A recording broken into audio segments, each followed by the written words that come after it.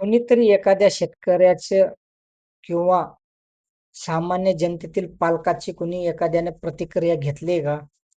की ज्याच्या मुलानं फर्स्ट नीटचा पेपर दिला होता आणि तो जो लीक झालेला होता. त्या पालकांची कोणीतरी मुलाखत घ्यायला पाहिजे होती. पण सगळे राजकारण करण्यात व्यस्त आहेत. सांगायचा मुद्दा असाच, की सगळे एकमेकावर आरोप करत आहेत. काँग्रेस भाजपवर आरोप करत आहे. भाजप काँग्रेसवर आरोप करत आहे. काँग्रेसनं भाजपला जर प्रश्न विचारला, तर भाजप म्हणते तुमच्या काळामध्ये पण एवढे पेपर लीक झाले होते. म्हणजे एकमेकाची उणं-धुणं हे लोक काढत बसलेत. मग विद्यार्थ्याकडे लक्ष कोण देणार? आणि या विद्यार्थ्यांच्या आंदोलनामध्ये काही राजकीय वास आणि काही टपोरी लोक घुसलेली आहेत, हे पण मान्य करायला पाहिजे. हे आंदोलन फक्त विद्यार्थ्यांचंच असायला पाहिजे होतं. यामध्ये राजकारण होता कामा नये. पण भाजपला पण हा मुद्दा 2 दिवसात संपवता आला असता. शिक्षण मंत्री धर्मेंद्र प्रधान यांचा राजीनामा घेऊन हा विषय कायमचा मिटवता आला असता. पण भाजपची पण अडचण अशी आहे, की त्यांना तो राजीनामा घेता येत नाही. काय कारण असेल?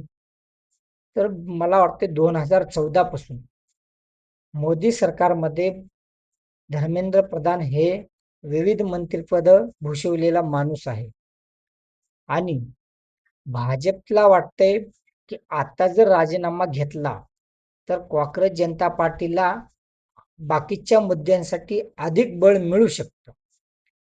त्यासाठी ते राजीनामा कदाचित घेत नसतील. तुम्हाला काय वाटतं? आज काल राहुल गांधींनी प्रधानमंत्री आवाससमोर आंदोलन केलं. त्याला विरोध म्हणून आज राज्यभरामध्ये, देशभरामध्ये भाजपच्या लोकांनी काँग्रेस कार्यालयापुढं आंदोलन केलं. या आंदोलनाचा मुद्दा काय होता? की राहुल गांधींनी प्रधानमंत्र्यांच्या आवासासमोर का आंदोलन केलं? त्याला प्रत्युत्तर म्हणून हे आंदोलन उभारण्यात आलं होतं. तर भाजपच्या लोकांना एकच सांगणार, जे भाजपचे नेते आहेत, मंडळी आहेत, त्यांच्या घरी पण त्यांचा जो छोटा कार्यकर्ता आहे, तो भाजप हमेशा म्हणतो, की हा आमचा छोट्या कार्यकर्त्यांचा पक्ष आहे. मग तुमच्या पक्षातील छोट्या कार्यकर्त्याच्या घरचं कोणाचा तरी मुलगा, मुलगी नीटच्या परीक्षेला बसलेला होता. त्याचं भविष्याचा विचार तुम्ही केलाय का? जेव्हा नीटचा पेपर लीक झाला, तर तुमच्या छोट्यातल्या छोट्या कार्यकर्त्याच्या मुलाचा किंवा मुलीचा तुम्ही एखादी प्रतिक्रिया ऐकली का? तुम्ही तळागाळातील भाजपच्या छोट्या कार्यकर्त्यांचं म्हणणं ऐकलं का? फक्त सोशल मीडियावर व्यक्त होऊन आणि एक प्रत्युत्तर, आरोप प्रत्यारोप करून हा हल्ला चालवलेला आहे. काँग्रेस जनता पार्टीनं हे आंदोलन 20 दिवसापासून चालू केलं होतं. आणि सोशल मीडिया न्यूज कव्हर करणारे जे न्यूज चॅनल्स आहेत, त्यांना 20 दिवसापासून माहीत नव्हतं का, की इथं जंतर मंतरवर काँग्रेस जनता पार्टीचं आंदोलन कशासाठी चालू आहे. रोज एखादा नवीन कुठलातरी विद्यार्थी शोधायचा आणि त्याला एकच प्रश्न विचारायचा, तुमच्या काय मागण्या आहेत?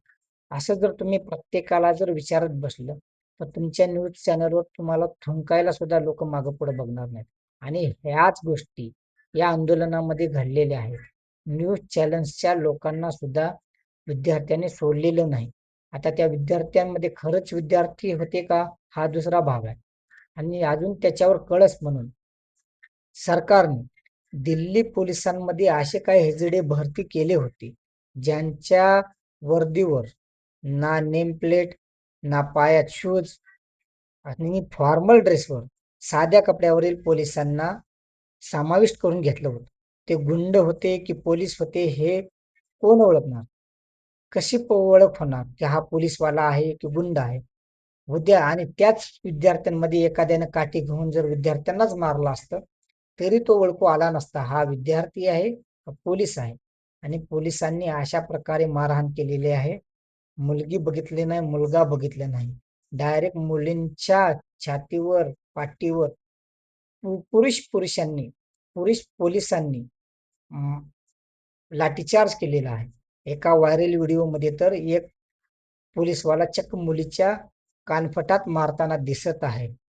लाट्या काट्यांना खिळे मारून आणि विद्यार्थ्यांवर चक्क पोलीसच दगडफेक करताना असे काही व्हिडिओ सोशल मीडियावर व्हायरल झाले होते. त्याला पण उत्तर द्यायला विद्यार्थ्यांनी पण मागे पुढे पाहिलेलं नाही. आणि हा मुद्दा जेव्हा कोर्टामध्ये गेला, तर कोर्टाने सरळ सांगितलं, की विद्यार्थ्यांवर होणाऱ्या पोलिसांकडून अत्याचाराचे व्हिडिओ बघायला आम्हाला वेळ नाही.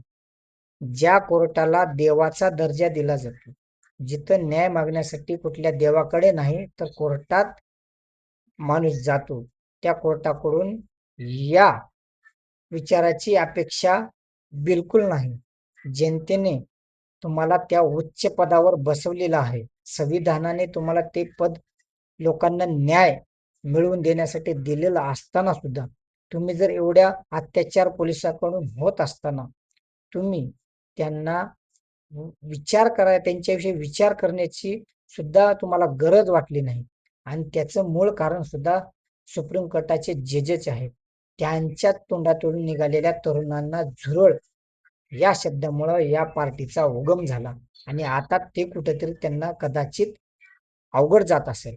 तर एकूण परिस्थिती पाहता आंदोलनाचा पूर्ण बोजा वाजलेला आहे. पुरा भोंगळा कारभार झालेला आहे. कोणी सरकारकडून कुठलं प्रत्युत्तर येत नाही. कोणी समर्थन करीत नाही. चर्चा करायला कोण पुढे येत नाही. आणि इकडून पण आता CJPचे काही प्रवक्ते म्हणत आहेत, की आम्ही चर्चा करायला जाणार नाही. ज्यांना चर्चा करायची आहे त्यांनी आमच्या समोर यावं, इथं जंतर मंतरवर यावं.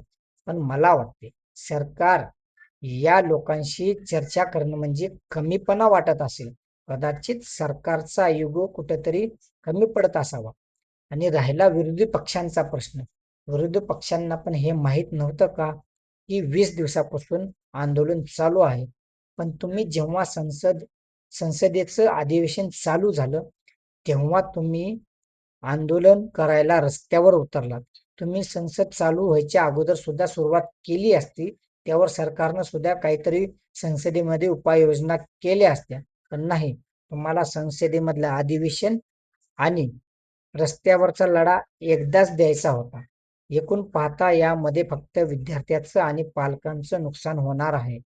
या आंदोलनाच्या मागे फक्त राजकारण काही लोकांना वाटत असेल, की आंदोलनाच्या मागून आमचा उदय होऊ शकतो. अशा अराजकीय शक्ती काही असतील, त्यांचा फायदा होण्याची जास्त शक्यता आहे.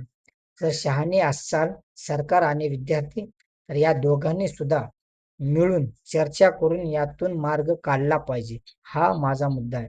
तुम्हाला या व्हिडिओविषयी आणि आजच्या आंदोलनाविषयी काय वाटतं? मला कमेंटमध्ये तुमचे विचार नक्की सांगा.